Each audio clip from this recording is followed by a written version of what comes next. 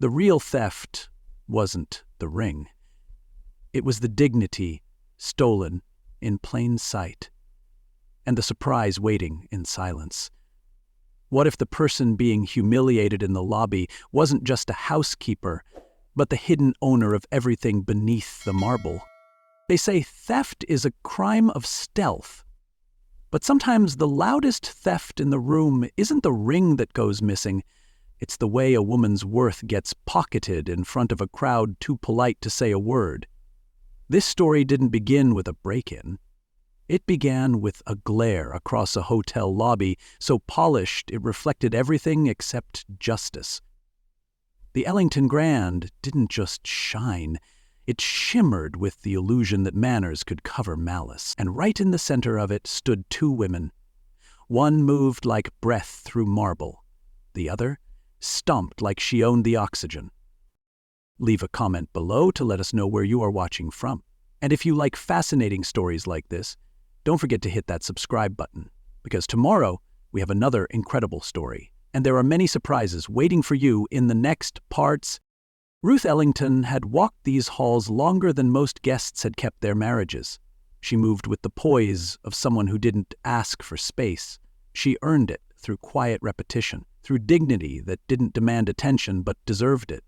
Her hands had folded thousands of linens, her feet had memorized the corridors, and yet here she was, being judged by a woman whose heels had barely touched down before she decided who belonged and who didn't. Victoria Hale didn't just walk into the Ellington Grand. She entered like a headline waiting to happen. Blonde, brilliant, blisteringly entitled. Her luggage hit the counter like punctuation. Full stop. Look at me. She didn't ask for her room. She expected it, to apologize for not being ready faster. When she saw Ruth approaching to carry her bag, her smile curled, not upward but inward, into something that resembled offense more than surprise. "Oh," she said, like the air had disappointed her. Ruth's name tag caught the glance first. Her hands followed. Dark, steady, practiced. And in that half-second pause, every inch of silence screamed what Victoria didn't need to say out loud. "Her?" Her voice stayed even, but her eyes did the talking, the kind of gaze that measures someone not by what they've done, but by how far below the chandelier they seem to stand. But Ruth didn't flinch. She never did. She offered the same professional grace she gave to senators, singers, and snobs. "If you'd like, I can escort you to your room and carry your bag." The bag wasn't heavy, but the moment was. It weighed more than platinum. Victoria offered a laugh as thin as hotel tissue. "Fine with any stuff," she said, "but at a 5-star hotel, I expect 5-star handling." The lobby's breath caught. Guests looked down at their phones, suddenly invested in email drafts they'd never send. Ruth, still calm, replied, "The only way you can when the floor beneath you feels like ice. We treat all our guests with the same care, Miss Hale." Victoria rolled her eyes hard enough to wrinkle time. "Just don't scratch the bag." There it was, the moment. That first crack in the veneer. Ruth didn't respond with fury. She didn't need to. She walked forward, not to prove a point, but because she'd already won one the moment she didn't bend. Upstairs, the suite was immaculate. Of course it was. Ruth had checked it herself that morning.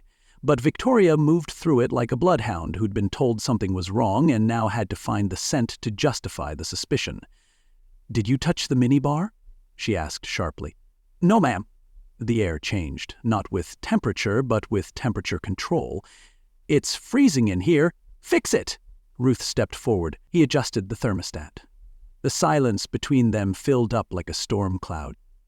Then, "Don't touch me!"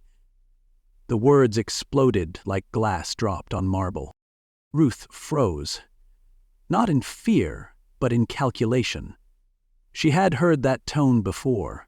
The one that didn't just question your professionalism, it criminalized your presence. "I wasn't, ma'am, just adjusting the temperature." Victoria stepped back like Ruth had pulled a knife. "I don't know where your hands have been."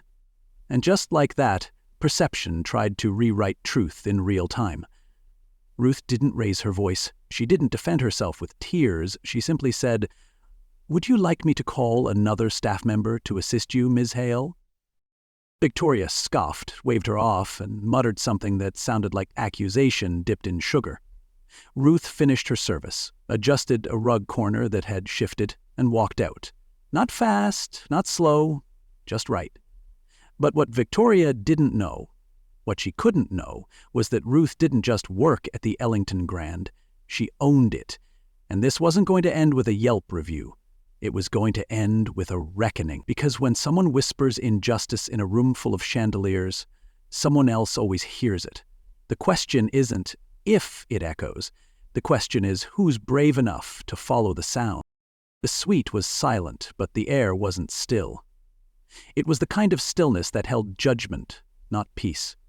Ruth pushed the luggage cart toward the door of 1202, her pace unhurried. Not from age, not from fatigue, from experience.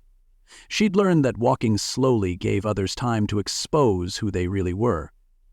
Behind her, Victoria's heels tapped a tempo of entitlement, every step announcing the weight of someone used to being obeyed without question. The hallway smelled of lavender polish and legacy scents layered over years of effort Ruth had poured into this place.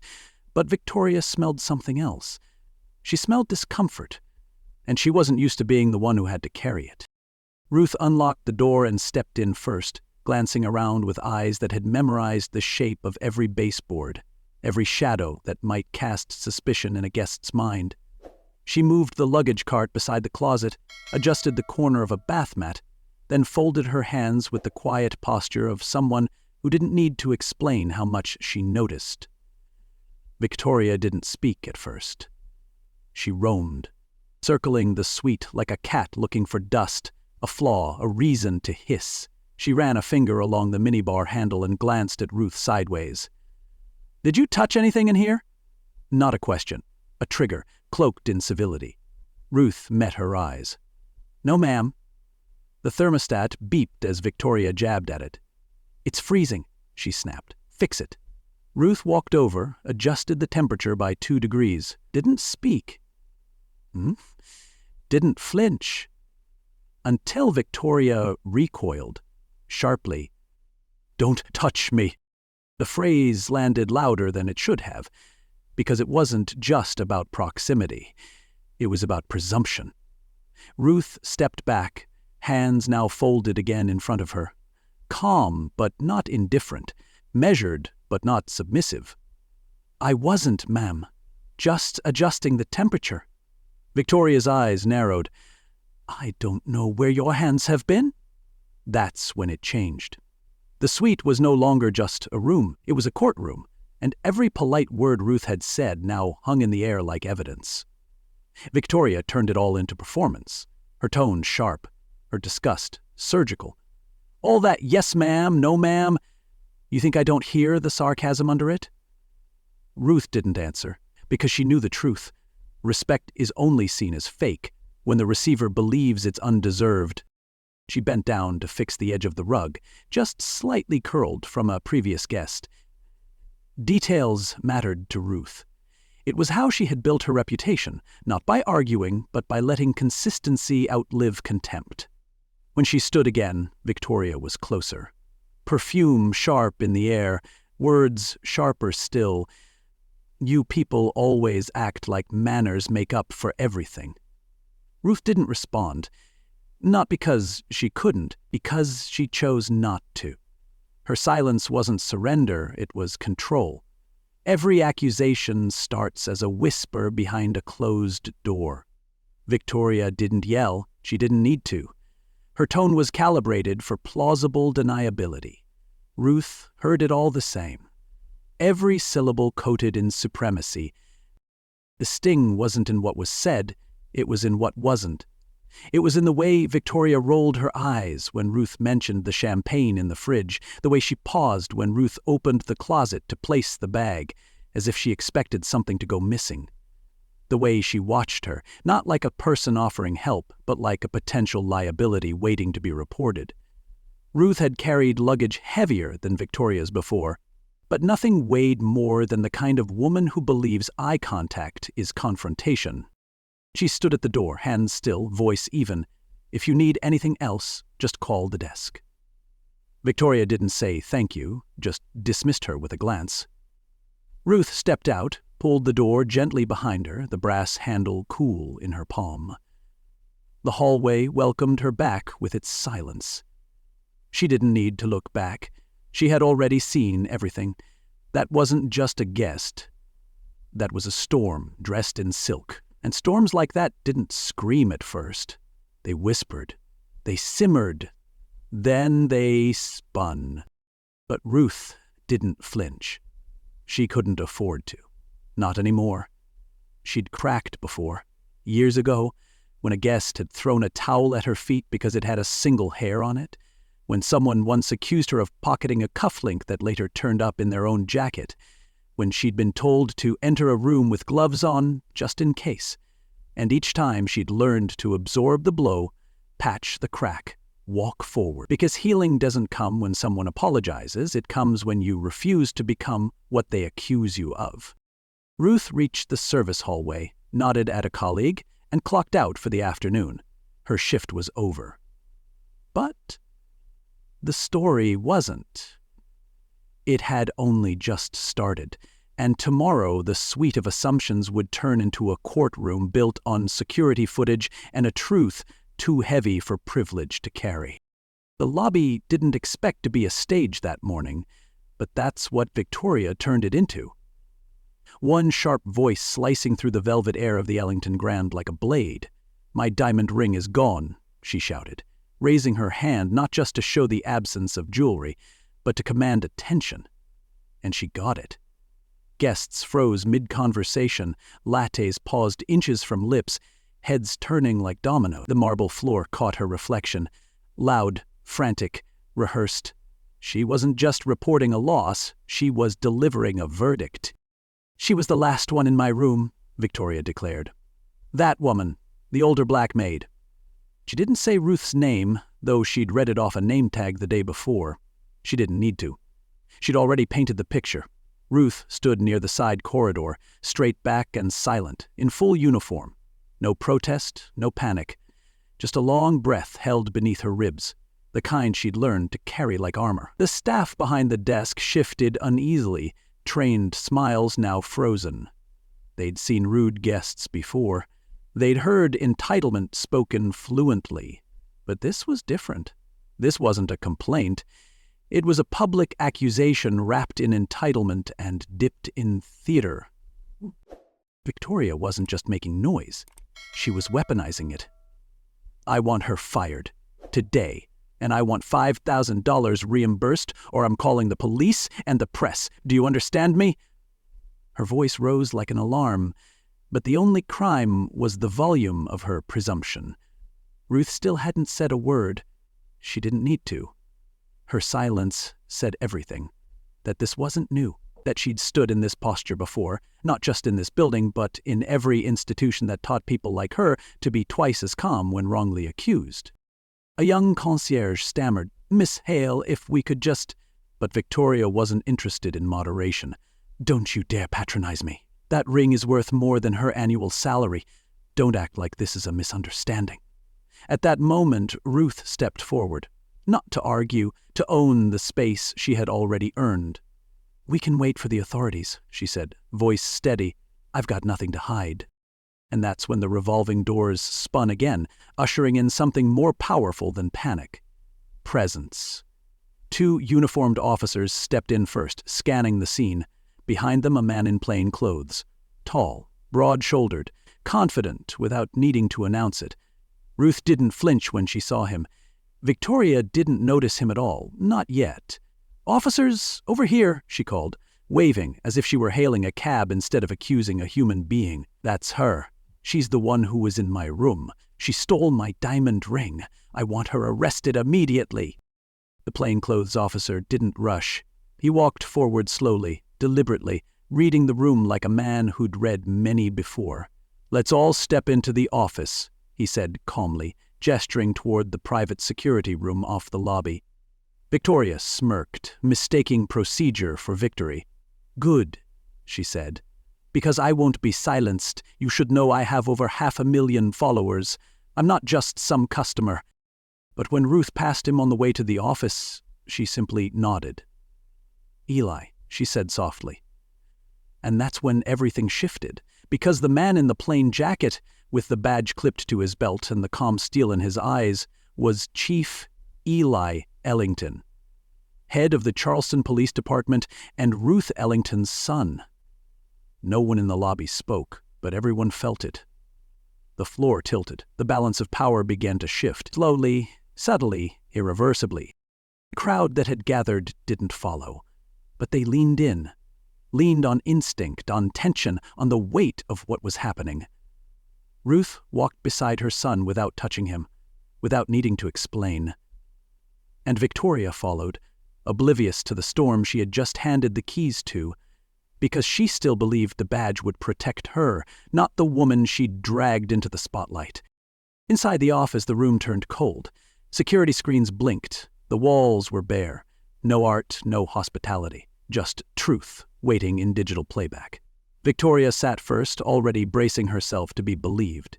She recounted her story again, except this time her voice wasn't quite as high. Her hands twitched slightly as she spoke. "She was alone in my suite. No one else entered. I saw the ring before dinner. Gone by morning." Ailey listened, not nodding, not interrupting, just watching her fumble through certainty she didn't actually have. Then he turned to the security manager. "Let's start with the hallway camera," he said. The footage played, Ruth exiting the suite, nothing in her hands, calm steps. "No rush." "That's not proof," Victoria said quickly. "She could have slipped it into her pocket. You can't see everything." Next, lobby footage. Victoria arriving after Ruth's shift, the ring visible on her left hand as she greeted a guest. "That's impossible," she muttered. "It must have been another day." Eli didn't respond. He didn't need to. The timeline was building itself. The final video the next morning, elevator cam. Victoria leaving her room wearing the ring. The only place it could have vanished? The elevator. And that's when Ellie spoke. "The ring wasn't stolen. You lost it between your suite and the lobby. Ruth had nothing to do with it." Silence. That kind of silence that doesn't fall, it drops. Like a gavel. Like truth that lands too hard to deny. Victoria's mouth opened, but nothing came out. The footage didn't care about her tone. The badge didn't answer to her threat. And Ruth? She still hadn't moved. Still hadn't shouted. Still standing like someone who had spent her life letting dignity be louder than defense. And then Eli gave the line that shifted the whole world. "You didn't lose a ring today. You lost your credibility." When the officer stepped forward, Victoria panicked. "Wait, you're arresting me?" "Filing a false report," Eli said flatly. "Public defamation. Attempted fraud." "You can't do this," she stammered. "You don't know who I am." "No," he replied, as the cuffs clicked around her wrists. "But I know who she is." And just like that, the woman who demanded Ruth be thrown out of the hotel was escorted out herself, not by staff, by law. And the lobby, the same lobby she once tried to dominate, now watched her exit not with applause, but with understanding. Because the truth didn't scream. It arrived in silence, in uniform, with Ruth's last name stitched in legacy. The door to the security office clicked shut behind them, sealing the noise of the lobby into distant memory. Inside, everything felt sharper. The hum of the monitors, the dim overhead light, the cold clarity of a space built for observation, not emotion. Ruth sat down without hesitation, not because she felt safe, but because she knew she had nothing to run from. Victoria paced. Her arms were crossed so tight across her chest, they looked like armor held up by ego. She still believed she was winning. Still thought volume could outrun proof. Eli stood at the control panel, his face unreadable except to Ruth. She could see it in the set of his shoulders. He was already disappointed, not in her, but in the familiarity of this story. The security manager queued up the footage. Let's start with last night, 9:25 p.m., hallway cam outside suite, 12:02. On the screen, grainy but clear, Ruth stepped out of the room, hands empty, uniform neat. She moved with the same grace she'd carried for decades, measured, consistent, deliberate. She didn't rush, she didn't hide, she didn't steal. Victoria leaned forward. That's not proof of anything. She could have pocketed it. Her voice cracked a little, not from fear, but from the realization that this room didn't run on instinct or instinctive bias. It ran on time-stamped truth. Eli said nothing. The manager clicked forward. Lobby footage, 10:10 p.m., Miss Hale returns from dinner. And there she was, in high definition, waving at the valet desk, smiling, left hand raised just enough to catch the overhead light. The diamond on her finger lit up like a star caught mid-blink. Victoria's eyes narrowed. Maybe I still had it then. Maybe went missing after... Her tone was different now, not confident, defensive. Eli nodded slowly. Okay, let's go to this morning, 7:46 a.m. elevator cam. On the screen, Victoria appeared again, hair pulled back, coffee in hand, the ring visible once more as she adjusted her purse strap. No question, no blur, no doubt. And then, 2 minutes later, the final shot, the lobby entrance, same woman, same outfit, but this time her left hand was bare. No edits, no commentary, just the raw loop of reality playing out on a screen no bias could touch. You lost it in the elevator, Ellie said. Not last night, not during turndown service, not after anyone touched your things. You walked into that elevator with it and came out without it. His voice wasn't loud. It didn't need to be. Truth played on loop. It didn't blink. It didn't apologize. Victoria's shoulders slumped, just slightly. Her lips parted like she wanted to speak, but what words could hold up under that weight? She looked at Ruth, who still hadn't said a word. Not because she couldn't, because she didn't have to. Ruth didn't do I told you so. She did steady. She did still. Her eyes, though, spoke in paragraphs. You lied, and you knew it. I didn't mean for it to go this far, Victoria finally muttered. I was panicked. I thought... You thought accusing a black woman would get you results, Eli cut in, flat and surgical. You thought her silence meant she had no defense, but it turns out the one thing she had you never saw coming was the footage. And me. The air in the room thickened. Victoria sat down now. Slowly. For the first time, her eyes really took in the man standing in front of her.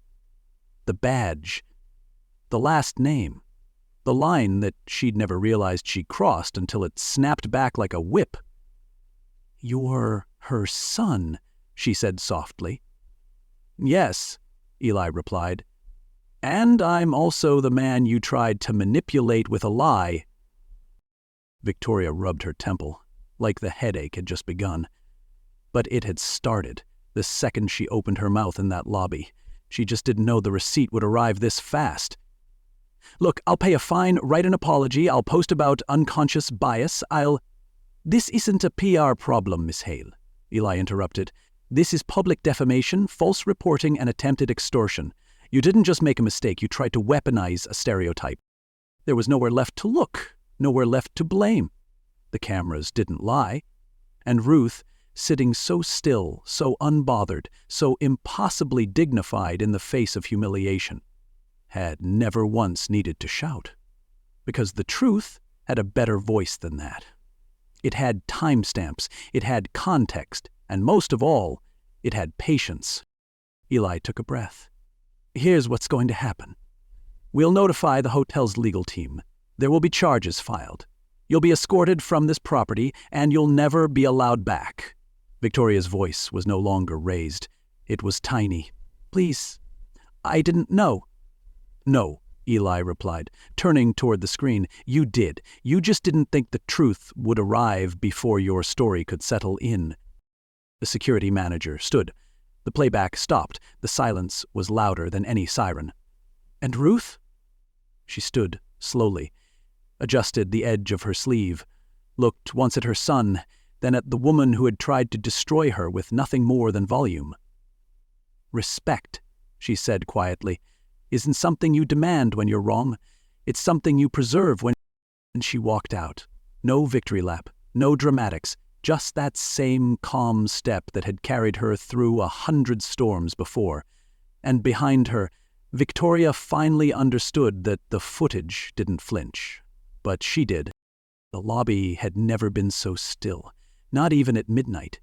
The velvet hush of shock swept through marble and glass, softening even the chandeliers.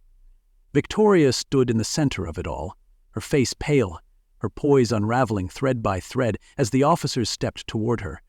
Her eyes darted, looking for someone to stop this, to step in, to remind the world that her shoes cost more than most people's paychecks. But the world wasn't listening to her anymore. It was watching Ruth. Eli gave the quiet nod, and the cuffs came out. Silver, not angry, just inevitable. Victoria's mouth opened as if to object, but nothing came. The words had dried up somewhere between the truth and the footage. She didn't scream, she didn't plead. She just looked down at her wrists as the metal closed with an authority no amount of branding could undo. "You can dress in silk," Ruth once said, "and still be stripped bare by truth today. Truth wasn't interested in your net worth." Guests watched from corners, behind pillars, over half-sipped lattes. A couple of them reached for phones but didn't press record. Not because they weren't curious, but because they knew this wasn't a spectacle. This was something heavier. Like justice had finally remembered its manners and shown up in a tailored uniform with no need to raise its voice. A bellhop let out a low breath. A woman by the piano whispered, "It's about time." Nobody clapped, but they didn't look away either. Victoria walked toward the doors flanked by law enforcement, her heels clicking in staccato panic now. She tried to keep her chin up, but the room had already recalibrated. No one saw power anymore, just a cautionary tale with mascara. At the entrance, she looked back, just once, as if to check whether Ruth was watching. She was, but not with anger, not with triumph, just a stillness that said, "I expected nothing, but waited anyway." Ellie turned then, faced the room not as a cop, not as Ruth's son, but as a man who knew this wasn't the first time silence had been mistaken for guilt. "For those of you who saw what happened," he said, "let's be clear. This hotel, this lobby, isn't built on prestige. It's built on dignity, and nobody, no matter how loud their entrance or expensive their stay, gets to tear that apart." His voice didn't rise, but it filled the space like music that refused to be background. A few guests nodded. One woman clutched her purse a little tighter, not out of fear, but reflection. Maybe she'd spoken like Victoria once. Maybe she'd been on the other side of a quiet accusation. The staff behind the desk stood a little taller. For the first time, maybe in years, the people who smoothed sheets and folded towels and kept smiles stitched to their faces saw a mirror where usually there was just glass. And Ruth? She didn't smile. She didn't follow the cuffs or gloat in the echo of vindication. She simply turned and walked toward the service corridor, the one nobody photographs for travel magazines. A young housekeeper, barely 20, stood there, eyes wide. Ruth passed her gently and said, "Back to work, baby. The truth's handled itself." She didn't need applause. Her victory was not in volume, it was in restoration. Upstairs, Suite 1202 still held the quiet hum of air conditioning and the chilled champagne Ruth had placed in the fridge. The bed was made. The curtains were drawn just enough to let the light in but keep the heat out. And somewhere in that room, maybe wedged between cushion seams or beneath a rug edge, that diamond ring still glinted. But the real jewel had never been on Victoria's hand. It had been Ruth all along, polished by decades of patience, hardened by disrespect that never cracked her spine. Not rare, not new, just quietly priceless. And for once, the room saw her, not the role, not the uniform. Eli lingered a moment longer, watching the last of the whispers settle. Then he walked back to the front desk and leaned in just slightly to the young clerk. "Let your staff know. Training will be updated. From today on, we don't just serve excellence, we protect it." The clerk nodded, relief softening his posture. Outside, the sirens never came. No flashing lights, no media scrum, just a black-and-white car pulling away with a lesson in the backseat, headed for booking. And inside, the hotel's heartbeat returned to its usual rhythm. Quiet, refined, but not unchanged. The Ellington Grand would still be known for its marble and its chandeliers. But after today, people would whisper something else too. That's the place where silence speaks last and loudest. And if you come swinging with ego, you might just leave hearing the clink of something stronger than applause. Ruth didn't return to applause. She returned to folded linens, soft lights, and the steady rhythm of cartwheels over hallway carpet. The same hallway where she'd been dismissed, doubted, and quietly disrespected just 24 hours earlier. But nothing in her step had changed. No puffed chest, no righteous smirk. Just the calm cadence of a woman who had always walked with truth, even when no one followed. Down in the lobby, the air had shifted, not because of the scent of polish or the placement of orchids, but because people now watched differently, not with pity, not even with curiosity, but with recognition. Ruth had become a mirror, reflecting back the version of themselves guests were too polite to examine, not the part that tips well or says please, but the part that decides whose voice matters, based on wardrobe and tone. At the bar near the west window, a man in a gray suit closed his leather folio. He had watched everything. No camera, no clipboard, just eyes that paid attention. He had been staying at the Ellington Grand for 2 days, scouting potential hotel partners for his firm's next luxury portfolio expansion. Charleston was a finalist. But Ruth sealed it. He made a single call, low voice, direct. "We'll move forward with Ellington." They didn't just meet expectations. They showed who really runs the place. No press release, no ceremony, just a handshake waiting upstairs and 7 zeros about to be wired into the future. Ruth never knew. She didn't need to. Sometimes legacy walks right past you, wearing heels and a smile you tried to step on. Victoria Hale's name never made the morning news. No mugshot, no headline. Just a quiet removal from board listings, a revoked speaking engagement, and a series of emails marked regretfully rescinded. Her reputation didn't explode. It dissolved. Not because Ruth shouted, but because the silence around her was too loud to ignore. When she tried to post her version of the story online, the comments didn't applaud. They remembered. One even wrote, "Funny how you lost your ring the same time you lost your reflection." Back at the hotel, Ruth pressed towels into perfect folds, corners sharp, lines smooth. It was the same way she'd done it the morning before she was accused, and the morning after. Her reward wasn't a plaque or a bonus or even a thank you speech. It was the dignity that hadn't moved an inch, because it was never up for negotiation. One guest passed her in the hallway, a woman in pearls and flats, and simply nodded.